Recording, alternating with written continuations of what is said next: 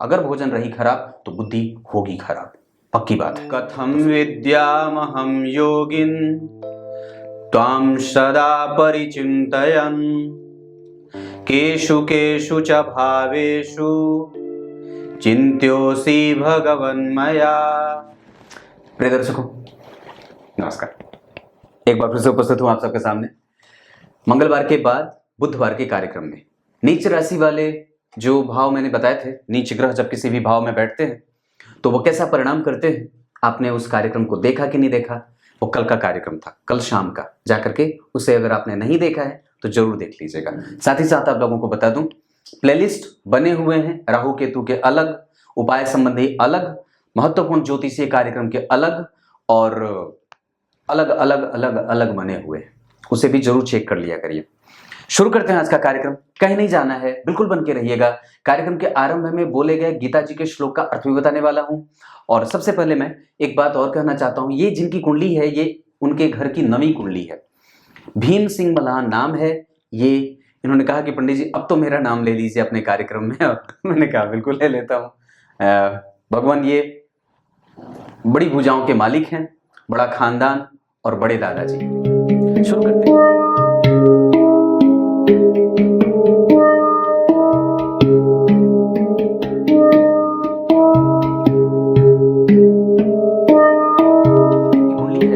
मार्गशीर्ष माह में इनके घर की ये कुंडली, मार्गशीर्ष माह की ये कुंडली, सारे लोग मार्गशीर्ष माह में, ये क्या होता है मुझे समझ नहीं आता।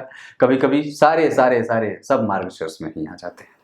ये बहुत अच्छी बात कि मार्गशीर्ष माह में भगवान ने कही है कि मैं स्वयं माहों में मार्गशीर्ष हूँ, और जिसमें जन्मे लोग भगवान के प्रतिमूर्ति होते हैं, ईश्वर के सदृश उनके विचार होते हैं, ईश्वरीय गुणों से प्रभावित और ईश्वरीय प्रभावों से ओतप्रोत होते हैं। मतलब व्यक्ति जो है वो सुंदर है, सुशील है, व्यक्तित्व का धनी है, अच्छे विचारों को रखने वाला है और सबके सेवा के लिए आगे रहने वाला है। अगर आप ऐसे नहीं हैं तो निसंदेह आपको ये बनाना होगा और अपने अंदर इन गुणों का विकास करना होगा।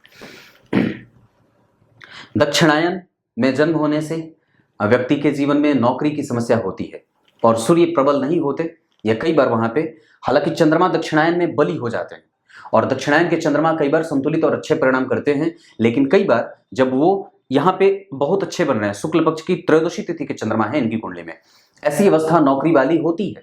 मतलब कहने का है कि आपको नौकरी का प्रयास 100% करना चाहिए और निसंदेह उसमें सफलता के योग भी बन रहे हैं। पर कब, ये आगे बताऊंगा। शनिवार के जन्मे होने से कई बार व्यक्ति जो है वो जितनी मेहनत करने की आवश्यकता होती है, कई बार वो उतनी मेहनत करने की कैपेसिटी उसके पास है, ऐसा नहीं है कि वो नहीं कर सकता, पर परिस्थितियों में उलझा रहता है, जिसके कारण अपनी ऊर्जा का वो संपूर्ण लाभ अपने मेन फ्रेमवर्क को नहीं दे पाता है। मतलब अभी कुछ बाकी है, जैसे पढ़ाई आपने करी है पर नौकरी के लिहाज से अभी और भी थोड़ी सी मेहनत आपको कर लेनी चाहिए, या आप लोगों को, जो आपके परिवार के लोग हैं, इनको पढ़ने के ऊपर थोड़ा सा प्रेशर बना देना चाहिए। इनकी पढ़ाई सुचारू रूप से हो जाएगी तो निसंदेह इनकी कुंडली में नौकरी के योग हैं। शिक्षकीय योग लगा है, देखिए मंगल और गुरु। ठीक है, आगे बढ़ता हूं। भरणी नक्षत्र बहुत बढ़िया व्यक्ति, भरणी नक्षत्र में जिसका जन्म हो, मेरी मौसी हैं, बड़ी मौसी, उनका जन्म भरणी नक्षत्र में हुआ है। तो मेरी नानी कहती हैं कि भोजपुरी में कि अरे ये भरणी की है, जो लोग भरणी के होते हैं वो दूसरों को भर देते हैं। तो बस मैंने उसी से इस ग्रह का ये जो नक्षत्र है उसकी परिकल्पना मैंने बना ली। ग्रंथ में तो बातें लिखी हैं, पर भरणी नक्षत्र का सीधा सा मतलब है कि वो जिसके साथ भी उसके जुड़ाव होंगे वो उसको भर देता है। तो ये बहुत अच्छी बात। शिव योग में जन्मे होने से व्यक्ति शिव के सदृश हो जाता है, बुद्धिमान, बुद्धिशाली, और एक बात और भी है, भस्म लगाने वाला, अपने मौज में और अपनी धुन में रहने वाला, मेहनत करके जो है वो सफलता अर्जित करने वाला, रुद्राक्ष धारण करने वाला, तिलक लगाने वाला, त्रिपुंड धारण करने वाला, भस्म लगाने वाला, ये सारी चीजें होती हैं। कौलव करण क्षत्रिय वर्ण और मनुष्य गण के होने के कारण मेहनती, चरित्र, साहसी, लड़ना, डरना नहीं किसी से, बुराई पे विजय पाने का प्रभाव, कटार चलाना और किसी भी तरीके से आतताइयों को कैसे हराना है उसकी राजनीति दिमाग में चलती रहनी चाहिए, ये आपके अंदर होना चाहिए, ऐसे गुण। चंद्रमा आपकी कुंडली के लग्न में, मेष राशि और मेष ही लग्न, जब ये स्थिति बन जाती है तो इसे बहुत ज्यादा अच्छी स्थिति कही जाती है। आपकी कुंडली में नौकरी के प्रबल योग हैं और हमेशा आपको तैयार रहने की आवश्यकता है। चंद्रमा लग्न में शुद्ध, परिष्कृत, श्रेष्ठ और बुद्धिमान बनाने के साथ साथ मन और बुद्धि को बहुत ही ज्यादा बेहतर बना देते हैं। मतलब इसे जितनी भी इसकी प्रशंसा करी जाए वो कम होगी। लग्न में ही पूर्ण बली चंद्रमा बैठे हैं जो पक्ष बल से बिल्कुल ही युक्त है। पक्ष बल से युक्त कैसे होंगे? अब आप अपने ससुर जी से बगल में बैठेंगे तो पापा पक्ष बल क्या होता है मैं बताता हूं। पक्ष बल में शुक्ल पक्ष के अष्टमी तिथि, जो जिसको शुक्ल पक्ष और कृष्ण पक्ष होता है ना, चंद्रमा दो पक्षों में होते हैं। पहले किसी भी हिंदी माह का आरंभ जो होता है वो अंधेरे से होता है, जीवन आरंभ में कष्ट से होता है और बाद और अंत उजाले से होता है। ठीक उसी तरीके से चंद्रमा आरंभ के जो होते हैं वो कृष्ण पक्ष के होते हैं और उसका अंत होता है अंतिम का 15 दिन शुक्ल पक्ष का होता है। तो जब शुक्ल पक्ष के अष्टमी तिथि से लेकर के, ध्यान से समझिए मेरी तरफ देख के, शुक्ल पक्ष के अष्टमी तिथि से लेकर के शुक्ल पक्ष के पूर्णिमा तक के चंद्रमा बड़े ही लाभदायक, ये सिर्फ आपके चरित्र को ही सुंदर नहीं बनाएंगे, ये आपको भी सुंदर बनाएंगे, श्रेष्ठ बुद्धि देंगे, बुद्धिशाली, बुद्धिमान, यशस्वी, ज्ञान से संपन्न और सद्गुण से युक्त चरित्रवान बनाने का काम करेंगे। और ये बहुत ज्यादा अच्छी बात है, ये शुक्ल पक्ष के चतुर्दशी के चंद्रमा आपको पूर्णेंदु बनाने वाले, गौर वर्ण और बेहतरीन बुद्धि का मालिक व्यक्ति को बना देते हैं। जहां व्यक्ति साहसी, निर्दयी नहीं होता, दयालु होता है, शुद्ध और परिष्कृत होता है, श्रेष्ठ जनों के द्वारा सम्मानित और ज्ञान का भंडार होता है। क्योंकि गुरु और मंगल एक साथ आपकी कुंडली में शिक्षकीय गुण और शिक्षकीय कन्विंसिंग कैपेसिटी बहुत अच्छी होती है। क्योंकि गुरु का प्रभाव जन्म कुंडली में कम्युनिकेशन वाले भाव पे, जहां के अधिपति जो बुध हैं वो गौर करिए आपकी कुंडली में शनि के साथ और सूर्य के साथ बैठे हैं। जो सूर्य जन्म कुंडली में कौन होते हैं? पंचम के अधिपति। तो तीसरे और पंचम के अधिपति यही कई बार आपकी कुंडली में नौकरी नहीं मिलने दे रहे हैं, क्योंकि परिणाम जो होता है वो यहां से मिलता है। ध्यान से समझिएगा, आपके द्वारा किया गया जो भी आप मेहनत करते हैं उसका जो परिणाम प्राप्त होता है वो पंचम भाव से मिलता है। जन्म कुंडली में जब चंद्रमा बहुत अच्छे बनते हो तो हमें लग्नेश, लग्न और पंचम भाव को देख लेना चाहिए, साथ ही साथ गुरु को भी देखना होगा। तो परिणाम कौन है? जन्म कुंडली का 5वां भाव। यहाँ के अधिपति कौन है? 5 नंबर की राशि सिंह राशि होती है। सिंह राशि के अधिपति होते हैं सूर्य, और जब सूर्य जन्म कुंडली के 8वें भाव में और 12वें भाव में, ये पहला भाव है, दूसरा, तीसरा, चौथा, 5वां, 6वां, 7वां, 8वां, 9वां, 10वां, 11वां, 12वां, आप मेष लग्न के ही हो। कोई आवश्यक नहीं कि प्रत्येक व्यक्ति की कुंडली में ऐसे ही राशियों का निर्माण हुआ हो, पर आपकी कुंडली में जो 5वें भाव के अधिपति हैं वो अष्टम भाव में बैठे हैं। कई बार एकदम निकट से हाथ से आई हुई नौकरी छटक जाती है, एकदम होते होते कई बार रह जाए, और ऐसा एक बार नहीं कई बार हो। एक बार लगे कि इस बार हो जाए, एक बार लगे फिर इस बार हो जाए, इस बार हो जाए, इस बार हो जाए। सब लोग आपसे आशाएं भी बांध लेते हैं, आप खुद भी परीक्षा हॉल तक बिल्कुल ही पॉजिटिव रहते हैं, पर जैसे ही परीक्षा हॉल में जाते हैं, एंट्री लेते हैं, परीक्षाएं सामने आती हैं, सवाल सामने से दिखते हैं, सारी बुद्धि खत्म और बिल्कुल ही कमजोर। इसके पीछे का कारण क्योंकि आपकी कुंडली में सूर्य अष्टम में बैठे हैं, और दूसरा कारण कि आपकी कुंडली में राहु की दशा चल रही है, और ये दशा 2029 तक है। तुरंत ही तत्काल प्रभाव से लाजवर धारण कर लेना चाहिए। ये राहु 12वें हैं और वहां से बैठ करके सूर्य, शनि और बुध को देख करके आपकी कुंडली को कमजोर करने का काम कर रहे हैं। दरअसल ये सूर्य आपकी कुंडली में दक्षिणायन के होते हैं, जिसके कारण कई बार व्यक्ति के जीवन में नौकरी मिलने से संबंधित समस्या उत्पन्न होती है। समझ में आई बात?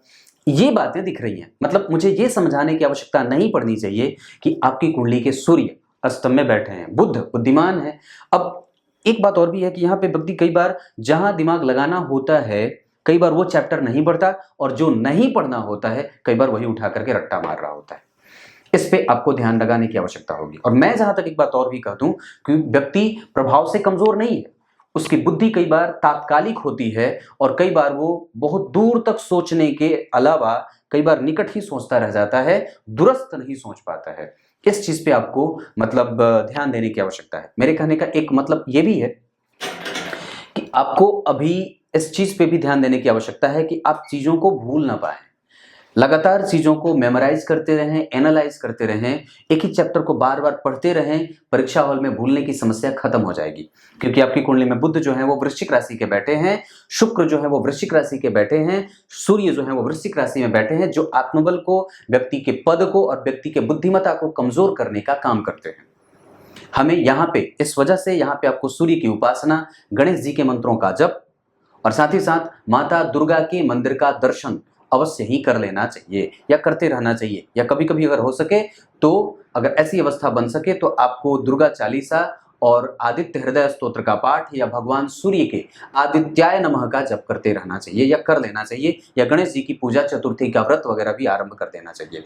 ऐसा करने से आपको पुत्र संतति का लाभ भी हो सकता है, क्योंकि गुरु की दृष्टि है ये देर सवेर। यही कारण है कि कई बार व्यक्ति को पुत्र संतति में एक तरीके के पुत्र ही मिलते हैं या तो खाली पुत्रियां ही मिलती हैं, क्योंकि आपकी कुंडली में ये स्थिति बन रही है। देखो यहाँ पे चंद्रमा नीच के हैं, यहाँ पे देखिए यहाँ के अधिपति जो मंगल हैं वो जन्म कुंडली में इस भाव को देख रहे हैं, तो कई बार देर से ही सही पर व्यक्ति को मिल जाती हैं चीजें। शुक्र देखिए यहाँ पे जन्म कुंडली में अष्टम भाव में बैठे हैं, जो यहाँ पे भी शुक्र अष्टम में, यहाँ पे शुक्र जो बैठे हैं, यहाँ शनि बैठे हैं, तो यहाँ पे जो शुक्र बैठे हैं वो स्वग्रही हैं, और यहाँ पे शुक्र जो है वो जन्म कुंडली में उच्चाभिलाषी, और यहाँ पे शुक्र जो है वो पूर्णतया उच्च के हो जा रहे हैं। इसका मतलब ये होता है दशमांश कुंडली में सूर्य उच्च के, शुक्र उच्च के, शनि स्वग्रही केतु के साथ, और बुध जो है वो बहुत अच्छे शुभ ग्रह की राशि में, गुरु कन्या राशि में जो आपको ज्ञान से संपन्न बना रहे हैं, चंद्रमा धनु राशि के, ये चीज अच्छी बनती है। अगर ऐसी बात बने कि कई बार आपको नौकरी ना मिल रही हो तो आप खुद के काम में या कई बार प्राइवेट कॉलेज में भी अगर चाहें तो नौकरी पा सकते हैं आपकी कुंडली में, परंतु नौकरी के योग बिल्कुल है। यहाँ भी गुरु मंगल का संबंध बन रहा है, यहाँ भी मंगल जो है वो मित्र की राशि में और परम मित्र के साथ, यहाँ पे गुरु और मंगल का परिवर्तन हुआ। देखिए गुरु की राशि में मंगल, मंगल की राशि में गुरु बैठे हैं ना, ये अच्छी स्थिति होगी। यहाँ पे भी गुरु और मंगल का संबंध देखिए तो सिंह राशि के गुरु मंगल, ये बहुत अच्छी बात है, जिसके अधिपति सूर्य उच्च के, यहाँ पे भी सूर्य और गुरु का सूर्य और मंगल का परिवर्तन हुआ है। ये योग परिवर्तन राजयोग जब बना रहे हों तो निसंदेह व्यक्ति को इन सब क्षेत्रों में, आप फलों की दुकान भी कर सकते हैं, फलों से संबंधित व्यवसाय भी कर सकते हैं, उसके बाद आप कई तरीके का काम आप अपने लेवल पे भी कर सकते हैं। अगर इस पे तो खैर बात करनी पड़ेगी कि आपके दिमाग में कौन सी बात आती है, पर वस्तुतः मैं एक बात बता दूं तो पढ़ने पढ़ाने का काम आपकी कुंडली में बहुत अच्छा बन सकता है। खुद की कोचिंग क्लासेस भी आप शुरू कर सकते हैं, आपकी कुंडली में इसके बल हैं और ऐसी स्थिति बन रही है। गुरु और बुध का संबंध कभी भी दाम्पत्य खराब नहीं होगा, ये इसको कभी भी संदेहास्पद स्थिति में मत पहुंचाइएगा, क्योंकि ये बहुत अच्छी स्थिति है। पति थोड़े कठोर हो सकते हैं, कई बार वो डोमिनेटिंग नेचर के होंगे, पर बात ठीक है, वो मित्रवत हैं, खराब नहीं है, बातचीत अच्छी होती है और उस पर कभी भी कमजोरी वाली बात नहीं देख रहा हूं। आपकी कुंडली में धन भाव के अधिपति का जन्म कुंडली में स्वग्रही होना ये अच्छी बात होगी। और कई बार, अब एक बात आपको और बताता हूं, अगर नौकरी नहीं मिल रही, हो सकता है कि आप हिसार में हैं, वहां पे वैकेंसी ना हो, तो आप खुद का काम भी कर सकते हैं, क्योंकि पहले तो गुरु मंगल यहाँ पे बैठ करके आपको शिक्षक बना दिए, लग्न में चंद्रमा आपके लग्न को बलवान बना रहे हैं, लग्न ठीक होगा। लग्नेश जो है वो जन्म कुंडली में बैठे हैं, जो कहाँ बैठे हैं, एकादशवें में गुरु के साथ। मेष लग्न की कुंडली के लिए भाग्य के अधिपति होते हैं, 12वें के अधिपति होते हैं, इस वजह से थोड़े दूर भी जा सकते हैं अगर सामान्यतया देखें तो। लेकिन अगर निकट भी रहेंगे, क्योंकि चंद्रमा है लग्न में, कोई दिक्कत नहीं, आप वहां भी रह के अपना काम कर सकते हैं, कहीं दूर जाने की आवश्यकता नहीं है, पर पूर्व दिशा की तरफ आप निकलेंगे तो ज्यादा बढ़िया रहेगा। लेकिन मैं ये बोल रहा हूँ कि चंद्रमा लग्न में चतुर्थ भाव के अधिपति, ये चतुर्थ भाव को भी अच्छा करेंगे, लग्न को भी अच्छा करेंगे। गुरु मंगल के साथ बैठे हैं, जो कौन है, तो भाग्य भाव के अधिपति का संबंध लग्न के अधिपति के साथ हो रहा है, और लाभ में महाभाग्यशाली और महाधनी योग बनेगा। और साथ ही साथ धन भाव के अधिपति का गुरु से देखा जाना और स्वग्रही होना, मालव्य योग का घटित होना, ऐसी स्थिति में व्यक्ति के पास अनुभव की कमी नहीं है, व्यक्ति अनुभवी है। क्लियर है? सूर्य जो है वो जिस नक्षत्र में बैठे हैं, शनि जिस नक्षत्र में बैठे हैं और बुध जिस नक्षत्र में बैठे हैं, ये आपको संतुलित कर रहे हैं। और दरअसल सूर्य अनुराधा के, सूर्य ज्येष्ठा के, शनि ज्येष्ठा के, बुध अनुराधा के बैठे हैं। अब आपकी कुंडली में सूर्य जिस नक्षत्र में बैठे हैं उस नक्षत्र के अधिपति को देखिए। सूर्य जिस नक्षत्र में बैठे हैं उस नक्षत्र के अधिपति अगर वहीं बैठे हों तो सूर्य जिस नक्षत्र में बैठे ज्येष्ठा, बुध यहीं बैठे, और शनि जिस नक्षत्र में बैठे हैं वो ज्येष्ठा, वो उसके अधिपति भी वहीं बैठे हैं, और बुध जिस नक्षत्र में बैठे हैं अनुराधा में बैठे हैं, जिसके अधिपति भी वहीं बैठे हैं। तो सूर्य और बुध का और शनि और बुध का नक्षत्र परिवर्तन का होना, मतलब शनि बुध के नक्षत्र में और बुध शनि के नक्षत्र में, ये सबसे बड़ा परिवर्तन होगा। पर इस कुंडली की कमजोरी वाली बात भी मैं यही बता देता हूं, दशम भाव के अधिपति का अष्टम में जाना और डुबा लेना पंचम भाव के अधिपति को। यानी कि इस कुंडली के लिए, जो कि मेष लग्न की कुंडली के लिए शनि बहुत अच्छे नहीं होते, परिणाम कई बार कमजोर करते हैं और व्यक्ति को कई बार बहुत ज्यादा चिंता करने वाला या किसी एक ही बात जो दिमाग में घुस जाए वो निकलने का नाम न ले। लगातार जब एक ही बात दिमाग में घुस जाए तो वो उसी बात पे बिल्कुल अटकी रहे, उसकी सुई वहां से बाहर निकलती ही नहीं है। आप लोगों को मजबूत होना चाहिए। आपकी कुंडली में धर्म भाव के अधिपति जन्म कुंडली में व्यक्तित्व के साथ जुड़े हैं। अपने धर्म के लिए आगे बढ़िए, अपने धर्म को समझिए, अपने धर्म को प्रश्रय दीजिए, जीवन में आगे बढ़ाइए। अपने आप को कभी भी किसी भी तरीके से कमजोर समझने की कोई आवश्यकता नहीं है। कोई आवश्यक नहीं कि मैं सरकारी नौकरी ही करूं।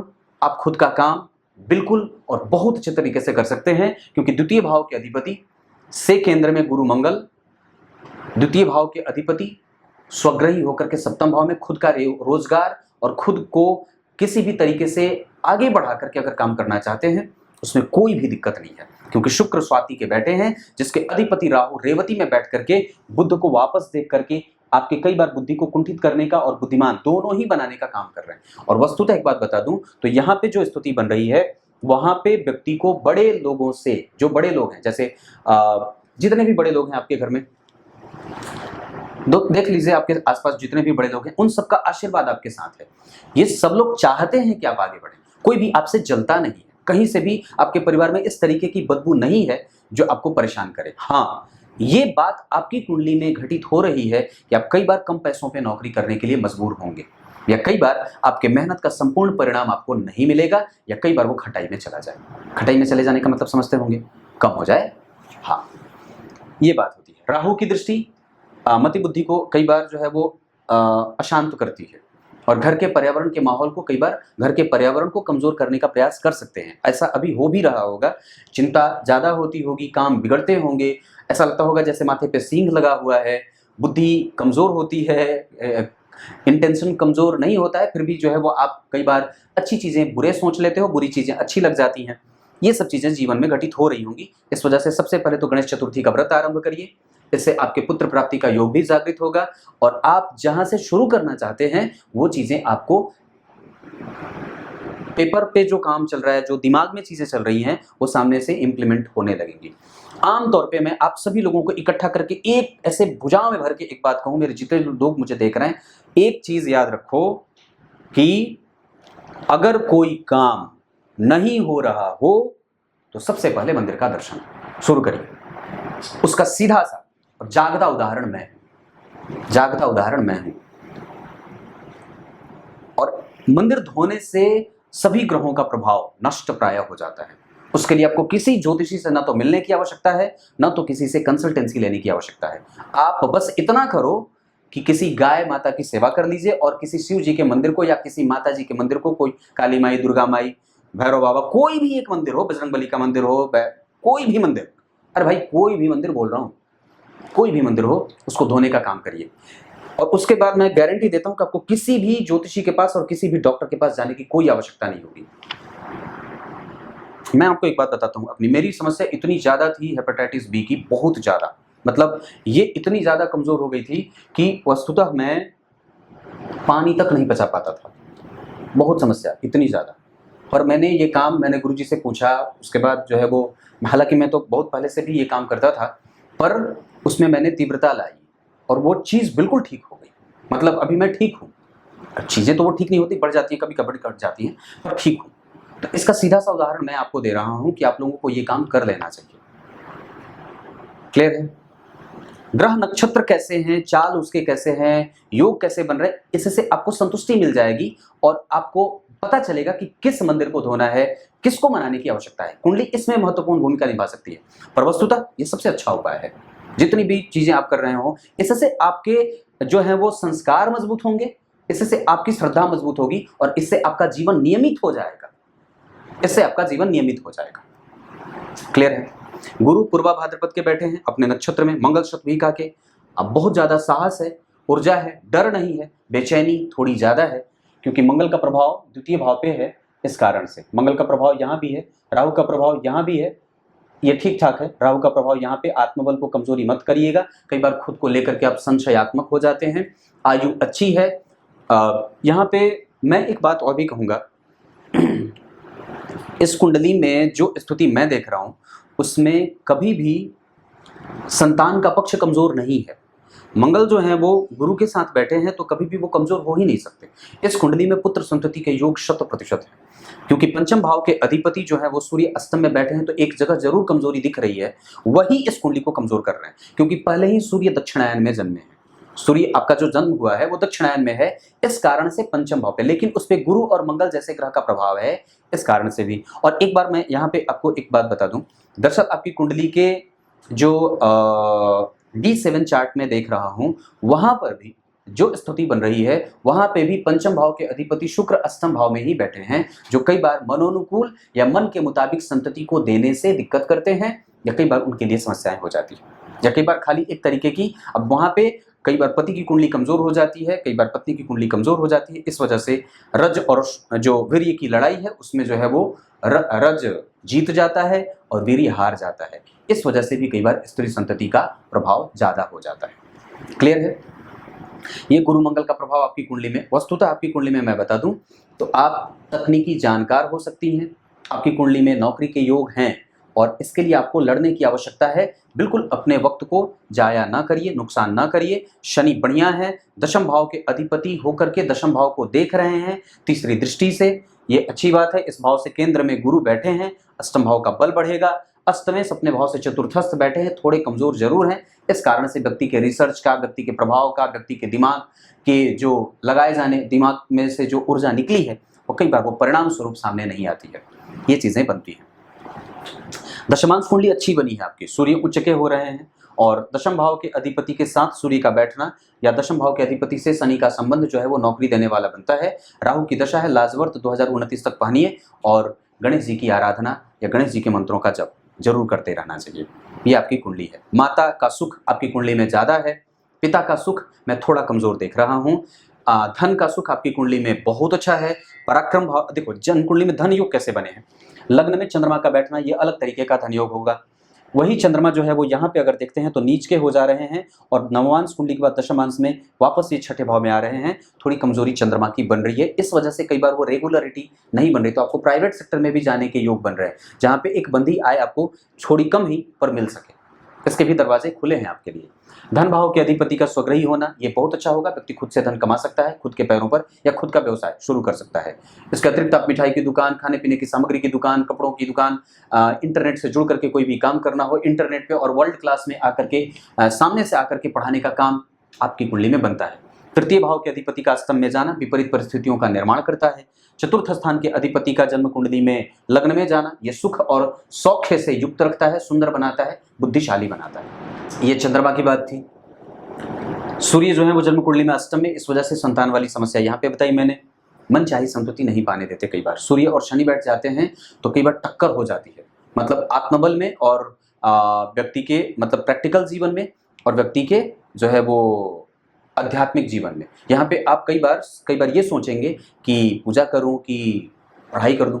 कई बार तो मेरी बात भी हुई थी एक जन से, वो बोले कि जितनी देर मैं मंत्र जपूंगा उससे बढ़िया 5 प्रश्न याद कर दूंगा। मैंने कहा कि वो 5 प्रश्न आप जो पढ़ेंगे वो वक्त पे काम नहीं आएंगे, लेकिन अगर हो सकता है कि 10 मिनट आप पूजा दें, पूजा को वक्त दें, समय दें, पूजा कर लें, मंत्र जप लें, तो वो 5 प्रश्न जो आप 5 मिनट के बाद पढ़ेंगे वो उस टाइम पे आपके याद आ जाएंगे, और आपका आत्मबल बढ़ा रहेगा, तो आप किसी न किसी वजह से सफल हो ही जाएंगे। क्योंकि मंत्र जो है वो कई बार आपके ध्यान को और आपके कंसंट्रेशन को, आपके चरित्र को, क्योंकि पढ़ने का ही मतलब आप 18 घंटे 20 घंटे तो कोई पढ़ता नहीं, लेकिन हाँ जब पूजा की बात आती है, मंत्र जपने की बात आती है, तो सब लोग ये कहेंगे कि जितनी देर में पढ़ोगे उतनी देर में, जितनी देर में मंत्र जपोगे उतनी देर में 2 सवाल पढ़ लोगे। इन मूर्खों को कौन समझाए, क्योंकि ऐसा बिल्कुल भी नहीं है। क्योंकि आप कंसंट्रेशन के लिए पता नहीं कितनी दवाइयां खाते हैं, शंखपुष्पी खाते हैं, पता नहीं पीते हैं, क्या करते हैं, पर यह बात आवश्यक है कि वो मंत्र 5 मिनट जो पढ़ेंगे आप, उससे ही आप लगातार आपका कंसंट्रेशन लेवल बढ़ता जाता है और आपके दिमाग को एक स्थिति प्राप्त होती है जिसका लाभ आपको परीक्षा में मिलता है और आत्मबल में मिलता है। तो यह स्थिति है। छठे भाव के अधिपति का विपरीत राजयोग बनाना, और मैं समझता हूं कि यह स्थिति आपकी कुंडली में कई बार बुद्धि को लेकर के और संपूर्णतया जो है वो मान भंग हो जाता है। जो व्यक्ति कई बार चाहता है वो कई बार थोड़ा कमजोर सा हो जाता है। सप्तम भाव के अधिपति का सप्तम में बैठना, गुरु की दृष्टि, मंगल का प्रभाव यहाँ और यहाँ दोनों पे है, यहाँ 7वीं और यहाँ 8वीं, चौथी दृष्टि धन भाव पे, थोड़ी कमजोर, यहाँ पे ठीक, यहाँ पे भी सामान्यतः ठीक है। वो मंगल यहाँ पे जाकर के मित्र की राशि में, यहाँ पे भी वो मंगल जो है वो जन्म कुंडली में मित्र की राशि में। इस वजह से मंगल की दशा अच्छी जाए, सूर्य की दशा अच्छी जाए, गुरु की दशा अच्छी जाए, राहु की दशा कमजोर जा रही है पर तटस्थ हो रही है, न तो बहुत ज्यादा अच्छी न तो बहुत ज्यादा बुरी। शनि की दशा इस कुंडली में कमजोर जाएगी, बुध की दशा इस कुंडली में कमजोर जाएगी, शुक्र की दशा सामान्य जाती है। क्लियर है, ये बातें दिख रही है। नक्षत्र भरणी का है, आपको प्रयास करना चाहिए। शिक्षिका बनने के योग आपकी कुंडली में 100% है। कंप्यूटर टीचर भी आप बन सकते हैं, आपकी कुंडली में उसके भी योग बने हैं। कई बार कलाओं के क्षेत्र में व्यक्ति बहुत आगे बढ़ जाता है। आगे अष्टम भाव में शनि का प्रभाव आयु दे और किसी भी तरीके से यहाँ पे खराब नहीं होंगे, पर आत्मबल को कमजोरी, कई बार रिसर्च पेपर उसका कभी भी कमजोर नहीं होता, पर उसमें मशक्कत बढ़ती है। कई बार जो गाइड होते हैं वो थोड़े कमजोर मिल जाते हैं, ऐसी भी स्थितियां बन सकती है। भाग्य भाव के अधिपति का लाभ में जाना महाभाग्यशाली और महाधनी योग होगा। दशम भाव के अधिपति का अष्टम में जाना, नौकरी मिलने में परेशानी, पर ये देने वाले भी बन रहे हैं। एकादशवें भाव के अधिपति का अष्टम में जाना, ये दारिद्र दोष पैदा करेंगे, जिसके कारण व्यक्ति कई बार उलझ जाता है, चीजों में को पाने में उसको मशक्कत ज्यादा करनी पड़ती है।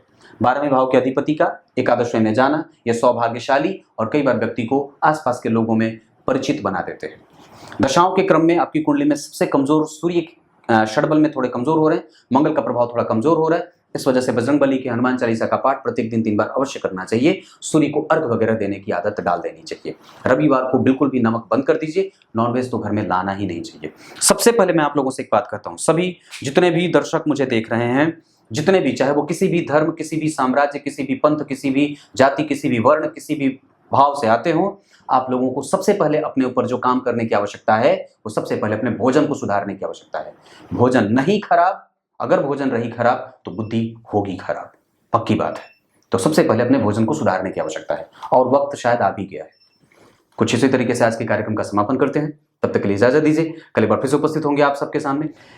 गीता जी के 10वें अध्याय के 17वें श्लोक में अर्जुन ने बात कही है। क्या कही है?